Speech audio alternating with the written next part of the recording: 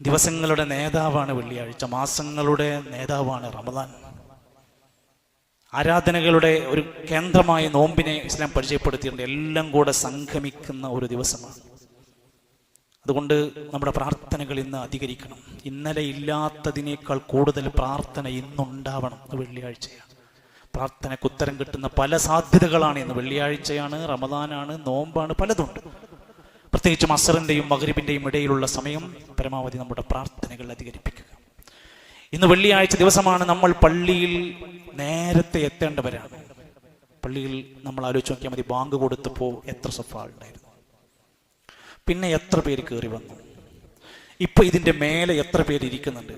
കാരണങ്ങൾ കൊണ്ട് വൈകിയവരുണ്ടാകാം, ഒരു കാരണമില്ലാതെ സാധാരണ ഒരു ചടങ്ങ് പോലെ കുളിക്കുന്നു, മാറുന്നു, പോകുന്നു, കിട്ടിയാൽ നിസ്കരിക്കുന്നു, കിട്ടിക്കഴിഞ്ഞാൽ പോരുന്നു. അതിനപ്പുറത്ത് ഈ വെള്ളിയാഴ്ച എനിക്ക് ഇബാദത്താണ് എന്ന് ചിന്തിക്കാത്തവരാണ് ഞാൻ പറയുന്നത്. സൂറത്തുൽ ജുമുഅ എന്ന് പറഞ്ഞൊരു സൂറത്തുണ്ട് ഖുർആനിൽ. ജുമുഅ എന്ന് പറഞ്ഞൊരു സൂറത്തുണ്ട് ഖുർആനിൽ. വസ്ഔ ഇലാ ദിക്രില്ലാഹി വദറുൽ ബൈ, നിങ്ങൾ ഹലാലായ കച്ചവടം നിർത്തിവെച്ച് നിങ്ങൾ ജുമുഅയിലേക്ക് പങ്കെടുക്കണം എന്ന് പറഞ്ഞ ഖുർആനിൽ ആയത്തുണ്ട്.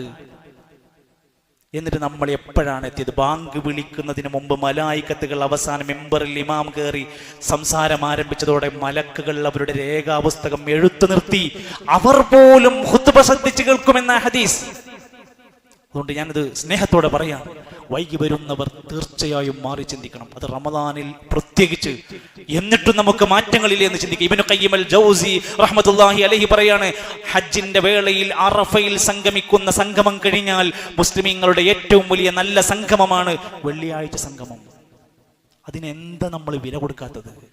എന്താ ഗൗരവം കാണാത്തത്? ചടങ്ങായി മാറരുത്, ഇബാദത്താക്കി മാറ്റേണ്ടതുണ്ട്. ഖിയാമത്ത് നാൾ സംഭവിക്കുന്നതില്ല. വെള്ളിയാഴ്ച ദിവസമല്ലാതെ ഖിയാമത്ത് നാൾ നടക്കൂല. അത്രക്ക് സ്ട്രോങ് സംഭവം പറഞ്ഞിരിക്കുന്നത്. നമ്മൾ എന്തതിന് ഗൗരവം കാണാത്തത്? നല്ലവണ്ണം ചിന്തിക്കുക. അല്ലാഹുവിന്റെ റസൂൽ സല്ലല്ലാഹു അലൈഹി വസല്ലം പഠിപ്പിച്ച സുന്നത്ത് കഹ്ഫ് സൂറത്ത് പാരായണം ചെയ്യുക. സ്വലാത്തുകൾ, ഇസ്ലാം പഠിപ്പിച്ച സ്വലാത്തുകൾ അധികരിപ്പിക്കുക. പരമാവധി നേരത്തെ പുറപ്പെടുക. അത്തരം കാര്യങ്ങളൊക്കെ നമ്മുടെ ജുമുഅയുമായി ബന്ധപ്പെട്ട് നമ്മൾ ശ്രദ്ധിക്കുക. രണ്ടാമത്തെ കാര്യം റമദാൻ, അതിൻ്റെ തറാവീഹ് നമസ്കാരങ്ങൾ. അതിനെ പലപ്പോഴും തുടക്കത്തിലുണ്ടാകുന്ന ആവേശത്തുനിന്ന് പതുക്കെ പതുക്കെ ദിവസങ്ങൾ കഴിയുമ്പോൾ കൊഴിഞ്ഞു പോവുകയും മാറി നിൽക്കുകയും പലതിലേക്കും ശുഗലുകളിലേക്കും ഒക്കെ പോകുമ്പോൾ നബി സല്ലല്ലാഹു അലൈഹി വസല്ലം പറഞ്ഞത്, മൻ ഖാമ റമദാന ഈമാനം വഹ്തിസാബ, ഈമാനോടെ പ്രതിഫലം പ്രതീക്ഷിച്ച് റമദാനിലെ രാത്രി നിസ്കാരം നിർവഹിച്ചാൽ കഴിഞ്ഞകാല പാപങ്ങളെല്ലാം പൊറുക്കപ്പെടും. അത് വെറുതെ വെച്ച പോരിശയല്ല. പകല് മുഴുവൻ അധ്വാനിക്കുന്ന മനുഷ്യനോടാണ് രാത്രി നിസ്കരിക്കാൻ പറഞ്ഞത്. അതുകൊണ്ടാണ് മഹാനായ ഇമാം ഹാഫിദ് ഇബ്നു റജബ് റഹിമഹുല്ല പറയാണ്, ജിഹാദാനി ലിനഫ്സി, റമദാനിൽ 2 ജിഹാദാണ് ഒരു മനുഷ്യൻ അനുഭവിക്കുന്നത്. ജിഹാദും ബിന്നഹാരി അല സിയാമി, പകല് മുഴുവൻ ഈ ചൂട് പിടിച്ച് ഈ ഏറ്റവും വലിയ പ്രയാസം നിറഞ്ഞ ഉഷ്ണ കാലഘട്ടത്തിൽ പോലും അവൻ നോമ്പെടുത്തുകൊണ്ട് ജിഹാദിലാണ്.